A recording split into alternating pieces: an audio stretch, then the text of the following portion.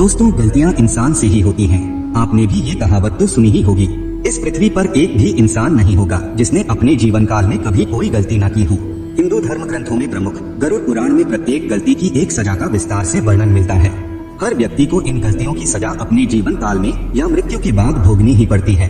परंतु हमारे जीवन काल में कुछ समय ऐसे भी होते हैं जिसमें की गई गलती की कोई सजा हमें नहीं मिलती।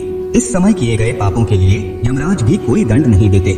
इस वीडियो में मैं प्राचीन काल की उस कथा का भी वर्णन करूंगा जिसे खुद श्री कृष्ण ने अक्रूर जी को बताया था, जिसमें एक ऋषि ने अपने जीवन काल में मिले दंड के लिए खुद धर्मराज को श्राप दे दिया था, जिसके फलस्वरूप धर्मराज का जन्म द्वापर युग में पृथ्वी पर विदुर के रूप में हुआ था। आइए दोस्तों, बिना देर किए जानते हैं कि हमारे जीवन काल में ऐसा समय कब आता है जिसमें किए गए पापों की सजा हमें नहीं भुगतनी पड़ती।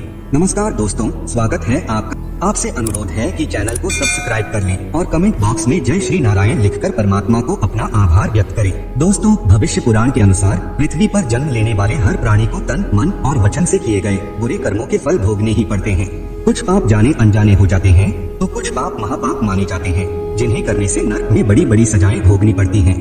श्री कृष्ण ने गीता में कहा है कि अगर किसी व्यक्ति ने जीवन में बहुत पाप किए हों, उसने कभी पाप या पुण्य का विचार किया ही नहीं हो, केवल अपने भौतिक व इंद्रिय सुख के लिए ही जीवन जिया हो, उसके बाद भी यदि किसी कारणवश उसको अपने किए गए पापों का बोध हो जाए, अर्थात वो अच्छी तरह जान ले कि उसने अब तक के जीवन में जो भी पाप कर्म किए हैं वो बहुत ही गलत थे, तब भी उसका उद्धार हो सकता है।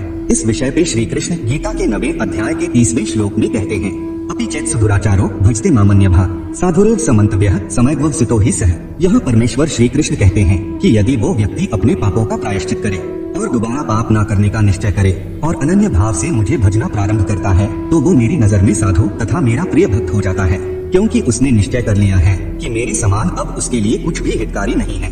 आइए दोस्तों, अब उस कथा के बारे में जानते हैं जिसमें इस बात का वर्णन मिलता है कि एक निश्चित आयु तक किए गए पापों का कोई प्रतिफल भोगना नहीं पड़ता। पौराणिक कथा के अनुसार एक समय में पृथ्वी पर एक मांडव नाम के ऋषि हुए। वह बहुत बड़े तपस्वी और धर्मात्मा थे। एक दिन उनके आश्रम की ओर कुछ चोर भागते हुए आए और वे ऋषि से शरण मांगने लगे। वे चोर किसी राज्य में चोरी करके भाग रहे थे और राज्य के सैनिक उनका पीछा कर रहे थे। चोरों ने कहा कि वो व्यापारी हैं और महर्षि मांडव के आश्रम में छुपने के लिए उनसे शरण मांगी। महर्षि को मालूम नहीं था कि वे सभी चोर हैं। महर्षि ने उनकी विनती सुनकर उन्हें छुपने के लिए अपने आश्रम में शरण दे दी। वे चोर चुराए हुए धन को छुपाकर वहां से भाग गए। चोरों का पीछा करते हुए राज्य के सैनिक ऋषि के आश्रम तक आ पहुँचे।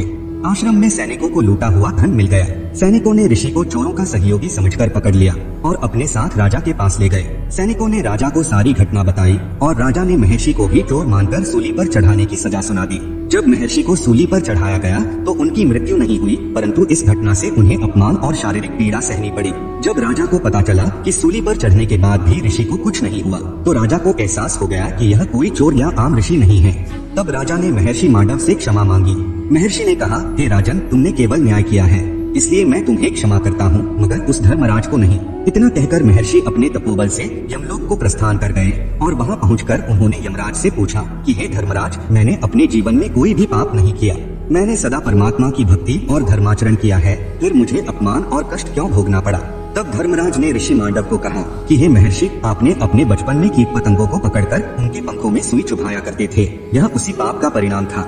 यह सुनकर मांडव ऋषि ने धर्मराज से कहा कि धर्म शास्त्रों के अनुसार जन्म से लेकर 12 वर्ष की आयु तक बालक जो भी कर्म करता है वह पाप नहीं माना जाता, क्योंकि जन्म से लेकर इस आयु तक वह अज्ञान होता है। अतः आपसे बहुत बड़ी गलती हुई है, इसका परिणाम आपको भी भुगतना होगा। तब महर्षि मांडव ने धर्मराज को श्राप दिया कि आप भी पृथ्वी लोक पर जाकर मानव रूप में जाने अनजाने गलतियां करेंगे। आप विद्वान तो होंगे, लेकिन आपकी नीति कोई नहीं मानेगा। इसी श्राप के कारण यमराज का जन्म द्वापर युग में विदुर के रूप में हुआ था। तो दोस्तों, यही वजह है कि भगवान भी बाल्यापन में जाने अनजाने में किए हुए पाप क्षमा कर देते हैं।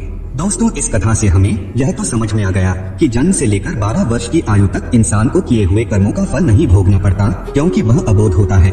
इस कारण उसके सारे कर्म माफ हो जाते हैं और फिर जब धीरे धीरे उसे ज्ञान का बोध होता है तो वह धर्म अधर्म के कर्मों से परिचित होने लगता है। प्रकृति के नियमानुसार यह मानव शरीर विशेष रूप से आत्म साक्षात्कार के लिए मिला है, जिसे कर्मयोग, ज्ञान योग या भक्ति योग में से किसी एक विधि से प्राप्त किया जा सकता है। योगियों के लिए यज्ञ संपन्न करने की कोई आवश्यकता नहीं रहती, क्योंकि वे पाप पुण्य से परे होते हैं। किंतु जो लोग इंद्रिय तृप्ति में जुटे हुए हैं, उन्हें पूर्वोक्त यज्ञ चक्र के द्वारा शुद्धिकरण की आवश्यकता रहती है। दोस्तों, उम्मीद करता हूँ कि आपको समझ आया होगा कि किस उम्र तक किया गया कोई पाप आपको नहीं लगता। अगर ये बातें आपको समझ आई हो तो वीडियो को लाइक करें और अपने बंधु बांधवों को शेयर करें और ऐसे ही वीडियोस को देखने के लिए हमारे चैनल को सब्सक्राइब करें। सर्वे शुभम भवतु। आइए मिलते हैं अगली वीडियो में।